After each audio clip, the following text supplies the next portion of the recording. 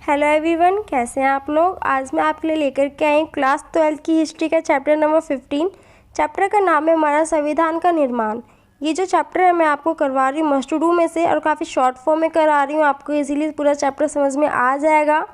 और यदि आपको कुछ समझ में ना आए तो आप मेरे से कमेंट करके पूछ सकते हैं, मैं आपको ज़रूर रिप्लाई दूँगी।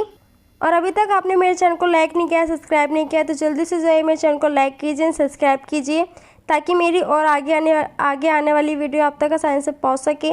बेल आइकन दबाना ना भूलिएगा।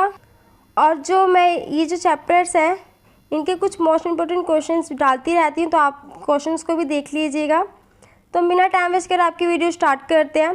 भारतीय संविधान 26 जनवरी 1950 को लागू हुआ। दुनिया का सबसे लंबा संविधान। भारत का संविधान दिसंबर 1946 और दिसंबर 1949 के बीच बनाया गया था। ये जो हमारा संविधान जो था ये 1946 और 1949 के बीच बनाया गया था। इस समय के दौरान इसके मसौदों पर भारत की संविधान सभा में खंड दर खंड चर्चा की गई थी। संविधान सभा के सदस्यों को सार्वभौमिक मताधिकार के आधार पर नहीं चुना गया था।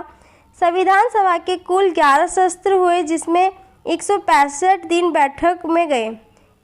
अब हमारे ये जो मुख्य आवाज़ें जो हैं ये जो था हमारे ज़्यादा इम्पोर्टेंट नहीं था, बस ये याद करने वाली चीज़ें थी। हमारी जो इम्पोर्टेंट चीज़ें वो यहाँ से स्टार्ट होती है, मुख्य आवाज़ें। अब हमारे इसमें फर्स्ट पॉइंट है संविधान सभा के 300 सदस्य थे। जो संविधान सभा जो थी उसमें सदस्य थे हमारे वो 300 सदस्य थे। ये हमसे पूछा जाता है संविधान सभा के सदस्य बताएं, तो हमारे कितने थे 300। अब नेक्स्ट पॉइंट है हमारा 6 सदस्यों ने विशेष रूप से महत्वपूर्ण भूमिका निभाई। अब हमसे क्या होता है क्वेश्चन में, एग्जाम में क्वेश्चन में आता है कि जो 6 सदस्य जो थे संविधान सभा में जिनकी भूमिका थी उनके नाम बताइए वे उनके कार्य बताइए। तो अब इनके हम नाम बताते हैं, उनके कार्य भी दिए गए हैं कुछ आप इनको अच्छे से पढ़ सकते हैं, बाकी आप बुक में से भी देख सकते हैं। और आपको और भी जानकारी चाहिए होगी तो इनसे रिलेटेड तो आप मेरे को कमेंट करके पूछिएगा, मैं आपको ज़रूर रिप्लाई दूंगी और आपको ज़रूर बताऊंगी। तो 3 कांग्रेस के प्रतिनिधि थे। जो 6 जो सदस्य थे हमारे 3 तो कांग्रेस के प्रतिनिधि थे अर्थात जवाहरलाल नेहरू, सरदार वल्लभ भाई पटेल और डॉक्टर राजेंद्र प्रसाद। ये जो कांग्रेस के प्रतिनिधि थे। अब इसमें राजेंद्र प्रसाद के बारे में बताया गया। राजेंद्र प्रसाद विधानसभा के अध्यक्ष थे और सभा में चर्चा, रचनात्मक दिशा ले और सभी सदस्यों को अपनी बात कहने का मौका मिले, ये उनकी जिम्मेदारी थी। और जैसा कि मैंने आपको बताया था क्वेश्चन में आता है इनके कार्य बताइए। तो जो राजेंद्र प्रसाद थे इनका ये कार्य था कि जो संविधान सभा में जितने भी सदस्य हैं उनको अपनी अपनी बात कहने का मौका मिले, ये उनका कार्य था राजेंद्र प्रसाद का, उनकी जिम्मेदारी थी ये देखना। अब नेक्स्ट हमारे अम्बेडकर जी भी एक सदस्य थे। 6 में से एक जो सदस्य थे ये भी सदस्य थे। जो इनका क्या था, कांग्रेस के राजनीतिक विरोधी थे। ये जो कांग्रेस के राजनीतिक विरोधी थे अम्बेडकर जी, लेकिन महात्मा गांधी की सलाह पर उन्हें स्वतंत्रता के बाद केंद्रीय मंत्रिमंडल में कानून मंत्री के रूप में शामिल होने के लिए कहा गया था। इस क्षमता में उन्होंने संविधान की प्रारूप समिति के अध्यक्ष के रूप में कार्य किया। ये जो थे डॉक्टर अंबेडकर जी के कार्य हैं, आप इसको देख सकते हैं। गुजरात में 2 वकीलों के एम मुंशी और मद्रास से अलादी कृष्ण स्वामी, ये जो है कृष्ण स्वामी, ये भी संविधान सभा के अध्यक्ष के 6 जो नाम बताए थे अभी आपको, ये 6 में से एक ये हैं। 5 हो गए पूरे अभी हमारे। तो जो 5 के नाम थे मैं आपको फिर से बताना चाहती हूँ। जवाहरलाल नेहरू हो गए, सरदार वल्लभ भाई पटेल हो गए और राजेंद्र प्रसाद हो गए और अंबेडकर जी हो गए और ये हमारे कृष्ण स्वामी हो गए। ये हमारे 5 हो गए। अब एक और रह रहे हैं, उनका भी नाम आ ही जाएगा इसमें।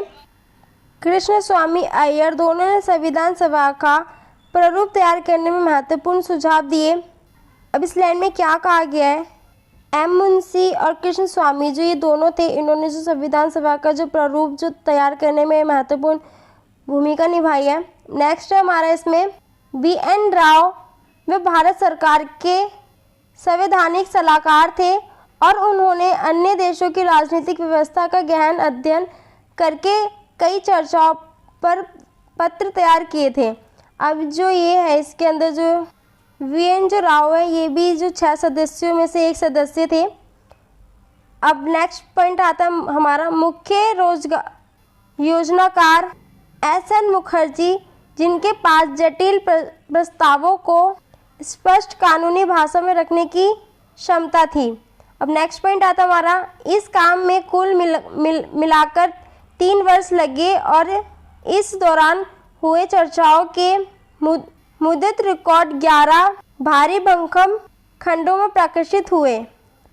अब ये हमारा संविधान सभा की दृष्टि। अब हम नेक्स्ट ये टॉपिक पढ़ेंगे। जवाहरलाल नेहरू ने एक निर्णायक प्रस्ताव उद्देश्य प्रस्ताव को पेश किया था।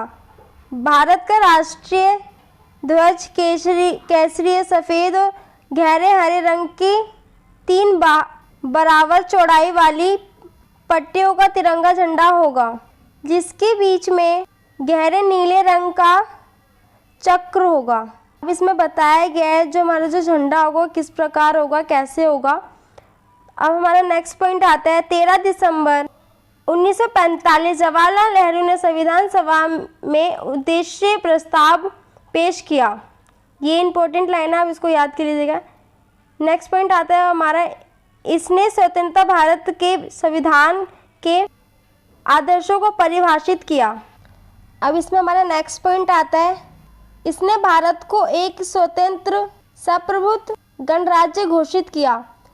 अब नेक्स्ट पॉइंट है इसमें, अपने नागरिकों को न्याय, समानता और स्वतंत्रता का आश्वासन दिया और वचन दिया कि अल्पसंख्यक, पिछड़े और जनजातीय क्षेत्रों और दलित और अन्य पिछड़े वर्गों के लिए पर्याप्त सुरक्षा उपाय प्रदान किया जाएगा।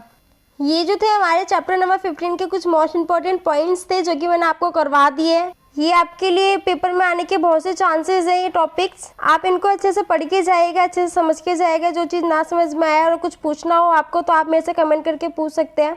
और अभी तक आपने मेरे चैनल को लाइक नहीं किया, सब्सक्राइब नहीं किया, तो जल्दी से जाइए मेरे चैनल को लाइक कीजिए और सब्सक्राइब कीजिए, क्योंकि मैं आगे नेक्स्ट वीडियो में आपके लिए मोस्ट इंपॉर्टेंट क्वेश्चंस डालने वाली हूँ जो कि आपके पेपर में आने के चांसेस हैं।